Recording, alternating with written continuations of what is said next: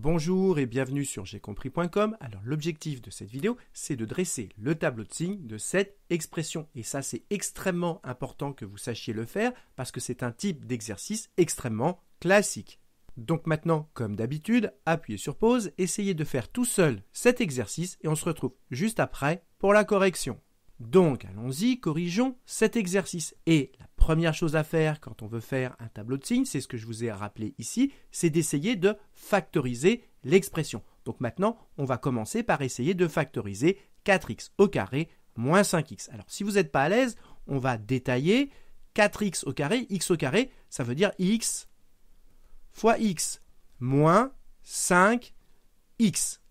Voyez qu'ici, on a deux blocs séparés par une soustraction. Dans le premier bloc, x y est deux fois et dans le deuxième bloc, x y est une fois. Donc, en commun entre les deux blocs, eh bien, x il y est une fois. Je l'entoure une fois et donc ça va être mon facteur commun pour factoriser.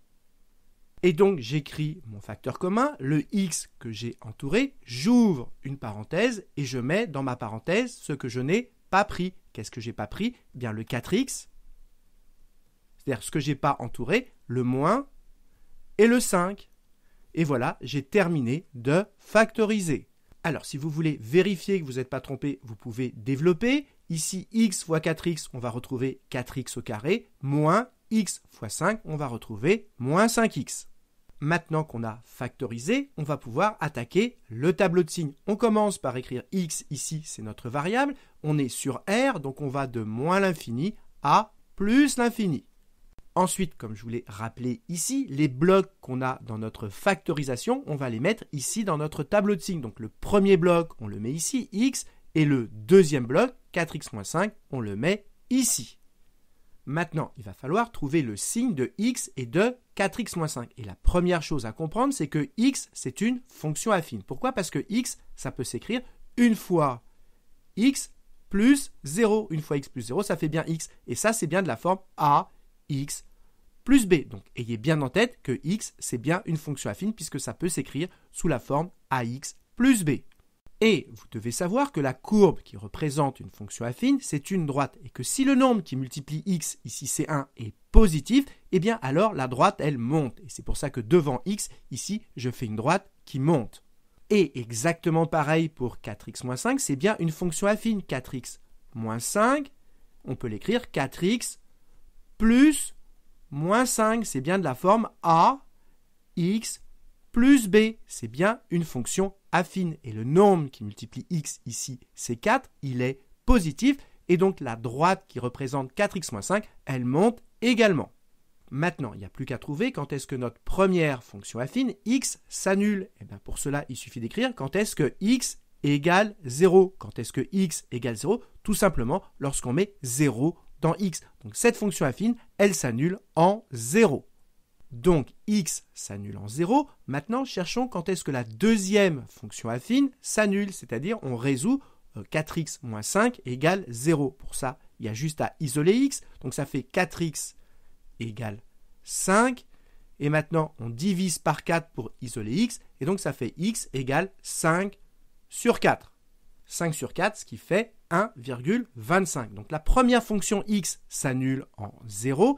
Et la deuxième s'annule en 5 quarts, c'est-à-dire en 1,25. Et maintenant, ces deux valeurs, 0 et 1,25, on va les mettre sur notre première ligne. Attention, de la plus petite à la plus grande. Donc la plus petite, c'est 0 et la plus grande, c'est 1,25. Vous ne trompez pas dans l'ordre.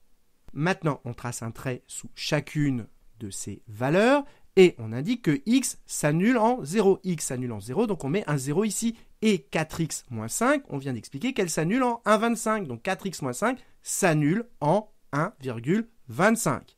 Et là, on a presque terminé. Comme on a une droite qui monte et qui s'annule quelque part, avant de s'annuler, elle est négative et après, elle est positive. Donc avant 0, elle est négative.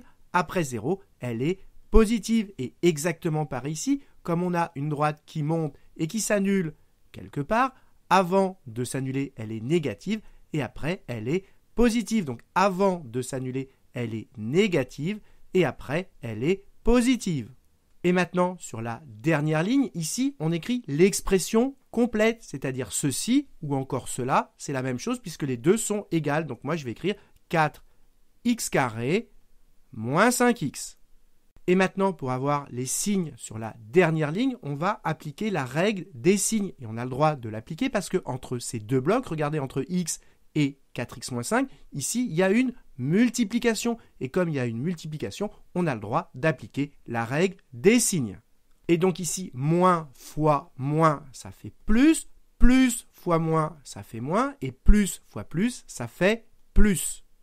Et maintenant, sur cette ligne, 0 fois n'importe quoi, ça fait 0. Et là, exactement pareil, n'importe quoi fois 0, ça nous fait 0 également.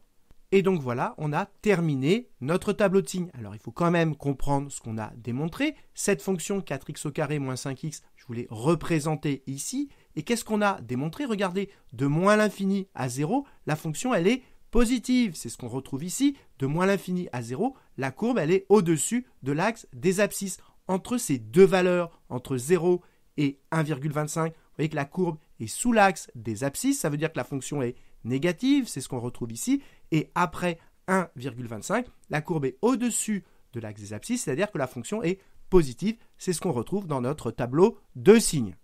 Donc voilà, j'espère que vous avez bien compris cet exercice. Retenez bien la méthode, elle est très importante. Et pour vous entraîner, je vous propose un exercice du même style. Donc cherchez-le bien et vous aurez la solution dans la prochaine vidéo. Et en attendant, comme d'habitude, si vous avez apprécié cette vidéo, n'hésitez pas à la partager et à la liker.